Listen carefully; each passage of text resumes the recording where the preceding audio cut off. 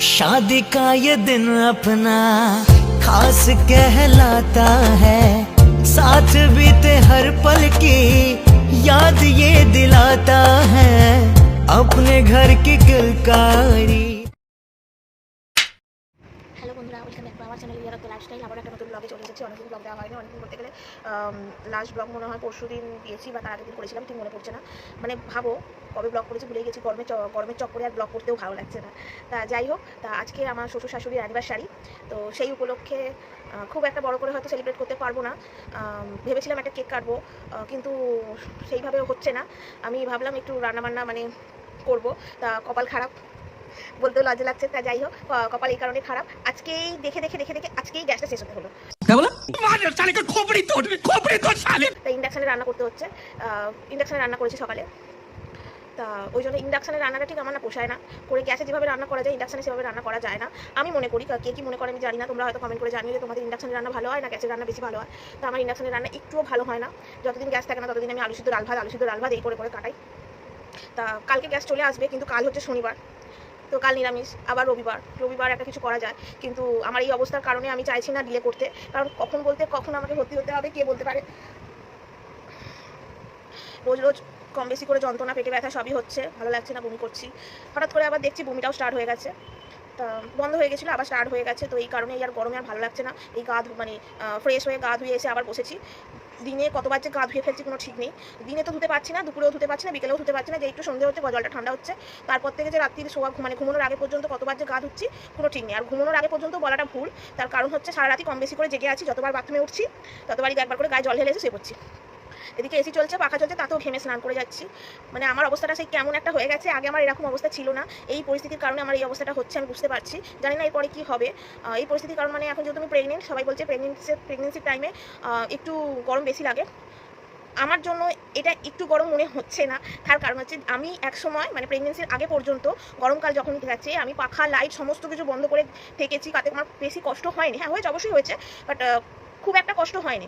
কিন্তু এই সময় আর এত কষ্ট হচ্ছে যে আমি তোমাদেরকে বলে বোঝাতে পারবো না। লাইট জ্বাললে মনে হচ্ছে যেন সেই আগুন ঘাড়ে এসে পড়ে যাচ্ছে। সারাদিন এসি চালালে কারেন্টের বিল আসবে, তোমরা জানো মধ্যবিত্ত বাড়িতে কারেন্টের বিল হিউজ আসলে কী হয়। তো সেই জন্য এসি বন্ধ করে থাকতে হয়, পাখাটা বন্ধ করতে পারছি না। রাত্রিরে এসি চলে, কিন্তু তারপরেও গা ধুয়ে আসি, পাখা চলে, এসি চলে, সব কিছু মিলিয়েও মানে কি বলবো, বলে বোঝানোর নয়, তাতেও আমি ঘেমে স্নান করে যাই। আর আমার পর পাশে শুয়ে ঠপটপ করে কাঁপে। যাই হোক, তোমাদেরকে কীভাবে বলবো, কোনোদিন যদি দেখাতে পারতাম তাহলে ভালো হতো। তা রাত্রিরে তো ব্লগ করাটা সম্ভব নয়, যতই হোক ঘুমানোর সময় কারোর ভিডিও নেওয়া উচিত নয়, যে কারণে আমি নিতে চাই না। যদি কোনো সুযোগ হয়ে থাকে আমি অবশ্যই নেবো, যদি জেগে থাকি যা দেখতে পাবো। তা ওই জন্য আমি ঠিক করেছি যে আমি ডিলে করতে চাই না। তা ভেবেছিলাম একটু মাংস ভাত করবো। মাংস ভাত তো সবাই নর্মালি করে, আমাদের বেশিরভাগ চিকেনটা হয়, মটনটা হয় না। মটনটা হয় মানে নর্মালি কম বেশি করে হয়, তো সেই হিসেবে মাংস ভাত বা ঘরোয়া বিরিয়ানি, মটন বিরিয়ানি করবো ভেবেছিলাম। তোমাদের সাথে শেয়ার করবো রেসিপিটা, সেটাও ভেবেছিলাম, কিন্তু ব্যাড লাক, গ্যাস শেষ হয়ে গেছে, ইন্ডাকশানে আমি করবো না। আর আজকে এতই কপাল খারাপ তোমাদেরকে বলে বোঝানো যাবে না, আজকে 3বার কারেন্ট গেছে। কিছু বলবে তোমরা? এই গরম, তার উপর গ্যাস নেই, ইন্ডাকশানে রান্না, তার উপর 3বার কারেন্ট গেছে। আমি কোনো রকম রিস্ক নিতে চাইছি না। কেন? আমি দেখবো খাবারের সমস্ত কিছু জোগাড় করে ফেলেছি, আর তারপরে দেখলাম কারেন্ট চলে গেছে, ইন্ডাকশানে যেহেতু রান্না করছি। তাই এবার কারেন্ট চলে গেছে, ইন্ডাকশানে রান্না করছি, যতক্ষণ না কারেন্ট আসবে ততক্ষণ কোনো রান্না বান্না কিছু করতে পারবো না। তো ওই জন্য আমি ঠিক করে নিয়েছি যে বাইরে থেকে কিছু কিনে নিয়ে চলে আসবো। তো দেখা যাক কী কিনে নিয়ে আসা যায়। আমি তো ভাবছিলাম বিরিয়ানি কিনে আনবো, কিন্তু কনফার্ম নয় কী নেওয়া যায়, তো এখনও ফাইনাল করিনি। তা ফাইনাল করবো, তারপর আমি তোমাদেরকে সমস্ত কিছু দেখাচ্ছি। চলো, আমার ভিডিওটা যদি ভালো লেগে থাকে অবশ্যই তোমরা লাইক কমেন্ট অ্যান্ড সাবস্ক্রাইব করে দিও। তোমরা তোমার পাশে থাকো আমি জানি, আমার একটু সাপোর্ট করো সেটাও আমি জানি, কিন্তু তারপরেও আমি প্রতিটা ভিডিওতে এটাই বলি, যদি আমার ভিডিও ভালো লেগে থাকে অবশ্যই আমাকে সাপোর্ট করো। আর যারা নতুন আছো তারা সাবস্ক্রাইবের পাশে বেল নোটিফিকেশনটি অন করে দিও। শ্বশুর শাশুড়ির অ্যানিভার্সারি, বাবা মায়ের অ্যানিভার্সারিটা আমি চেষ্টা করি কম বেশি করে পালন করতে, প্রতি বছরই কম বেশি করে করি, যেমন সামর্থ্য হয়ে ওঠে। তা দেখা যাক কতটা কী করতে পারি। তা এখনও পর্যন্ত ইচ্ছা আছে একটা ছোটো কেক নিয়ে আসার আর খাবার দাবার কিনে নিয়ে আসা, কিন্তু কতটা কী হবে আমি বলতে পারছি না।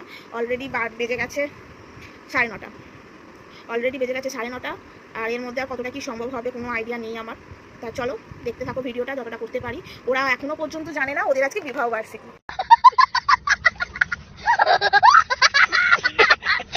তা আমি সকালবেলা উইশ করিনি ইচ্ছা করি, রাত্রিরে আমি সেলিব্রেট করবো ভেবে ওই জন্য উইশ করিনি। কিন্তু কী করবো, করতে তো হবে, কারেন্ট চলে যাচ্ছে, গ্যাস শেষ হয়ে গেছে, এই পচা গরম, তারপরে ইন্ডাকশানে রান্না, বাইরে থেকে কিনে আনবো ওই জন্য। তা চলো বেশি কথা বলবো না, সবটাই তোমাদের সাথে শেয়ার করবো, দেখে দেখো ভিডিওটা।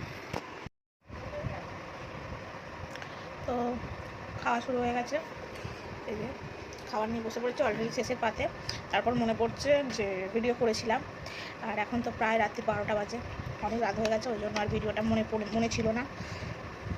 আলটিমেট ফাইনাল হলো বিরিয়ানি, বাইরে থেকে বিরিয়ানি কিনে নিয়ে আসা হয়েছে, আশীর্বাদের বিরিয়ানি।